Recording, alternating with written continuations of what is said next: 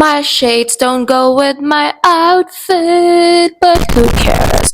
Honestly, though, if you're a conservative who gets defensive when people talk about white privilege, respectfully, please don't watch this video because I've had enough of your crowd in my last video. And honestly, usually I don't have problem with that because strong negative engagement is still engagement. But my video has obviously been promoted in the wrong circles, and I'm scared that YouTube will start thinking that you guys are my primary audience. Gosh, I'll be so damned if YouTube promotes this video in the wrong circles again. Anyways, if you're a person who doesn't get defensive when people talk about white privilege, let me tell you what's the story here. So in my last video, I talked about white privilege and white ignorance, like how it's so easy for white people to recede into their safe bubble and ignore so many of like pressing world conflicts, when interestingly enough, a lot of them could be traced back to like white colonial legacies. For example, the Rwandan genocide and the current violence that's happening in eastern DRC that is a result of Rwandan genocide can be traced back to Belgian colonizers and stuff. Israel's occupation in Palestine can be traced back to Germany and stuff. I did not ask white people to take the blame for these things, or like I was not trying to induce white guilt on them. All I asked for those people is to acknowledge that their ancestors' actions have resulted in this thing called white privilege that they're benefiting from, and I got a lot of hate for that. I also reacted to reels like this. Don't you hesitate. Girl, put your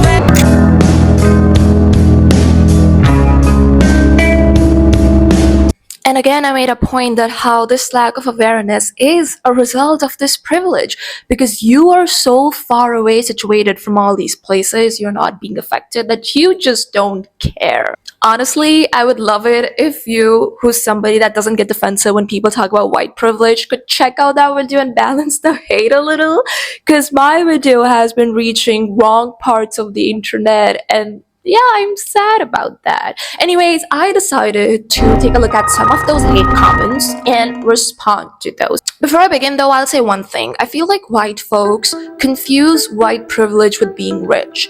Like when we say that you've got white privilege, we're not saying that you individually are a rich person, that you don't have to work hard for anything in your life. We are saying that your skin color has never been an issue for you when you're trying to navigate the world. Your countries have reaped benefits from colonialism that you're now benefiting from. Somebody in the comment section talked about the enslavement of white people by Arabs and saying that white people in history have been oppressed too, which I'll say that, okay, my bad. Like, I learned more about it. I didn't know much about it. Like, I had known that there exists racism even amongst the whites, where they see Eastern Europeans as lesser than, and that Vikings were involved in some of the slave trade, but I didn't know about the Arab part, and my bad, like I said, I learned more about it. But the comment section there has already decided that I'm a white hater, which is why my channel is going nowhere even after having so many uploads. Okay, yeah, this last bit kind of hurt. But anyways, moving on, let's take a look at some of those comments. Okay. The opinions expressed by the content creator are grade A bullshit, and they should prohibit my internet access, and it's a grift for non-whites to pin all their self-induced problems onto the whites. Guys, as far as I understand, grift is saying something that's trendy, even if it's false. What I talked about in that video, for example, I talked about, like, you know how white people are always complaining that why are these fucking Indians everywhere?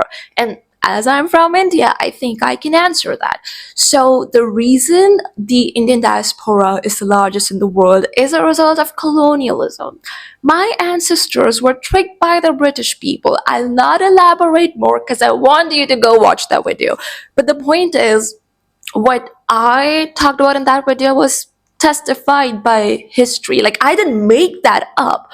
Also, I'll tell you, Robert McDougall, these are not self-induced problems, okay? Grow up. Get educated. It's good for your brain. Trust me. Someone named Dirty Dan. Oh my god, Dan Schneider. Like, guys, He's referred to as Dirty Dan because of his fetish for feet of teenage girls. Oh my gosh, bitch. In no way with that name are you hating on me. Okay, so Dirty Dan, along with someone named Overcaffeinated, oh my god, have asked me to go outside, get a hobby, delete my channel, and then make some mundane channel based on that hobby. Well, my hobby is clocking you guys and rage baiting you, getting engagement out of you, and then using your comments as my next content. And I think I'm succeeding so far, so no thank you. I'll continue. Okay, Little Bomber here thought they bombed with their comment when it's hardly even a pop. You're insufferable. Thanks for saving a man from ever being with you. Try we to stay under 5 cats. Okay, now hold on, Little Bomber. Saying that I'm insufferable is one thing, but messing up your spelling, try we, in front of me, an English literature graduate? Ew, such blasphemy. Okay, somebody has called me a fascist, racist, and a genocide supporter.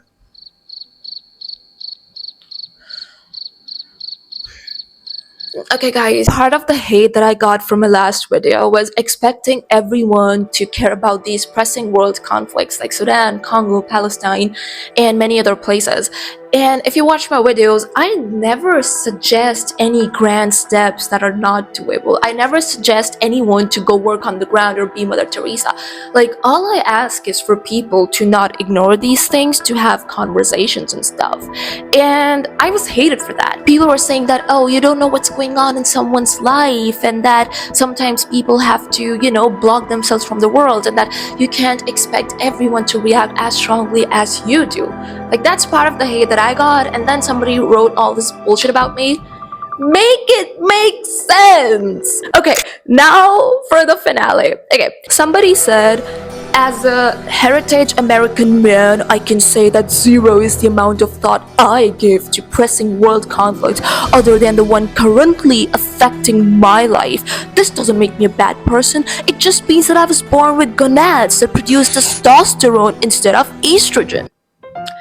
Okay, I didn't know that having empathy was a girly thing now, but okay, heritage American man. Furthermore, I'm under no obligation to have empathy for people who hate me. No one hates you. No one hates you. Okay, I have a funny instance to mention here.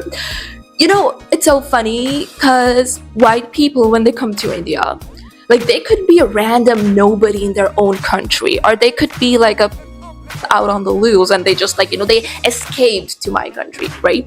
They're treated like celebrities here, where like local vendors and people would ask to get photos clicked with them. Like, it's so funny. Like, white folks be here to see Taj Mahal, but then suddenly they are the attraction instead of like one of these 7 wonders of the world, and people are getting photos clicked with them. Like, this phenomenon is so popular on the internet, and I, in my personal life, have met a couple of people that told me that this happened to them when they came to India. Like, dude, people don't hate you. If anything, if you come to the global south, you're sometimes treated like a celebrity. Anyways, oh, okay, what did they say?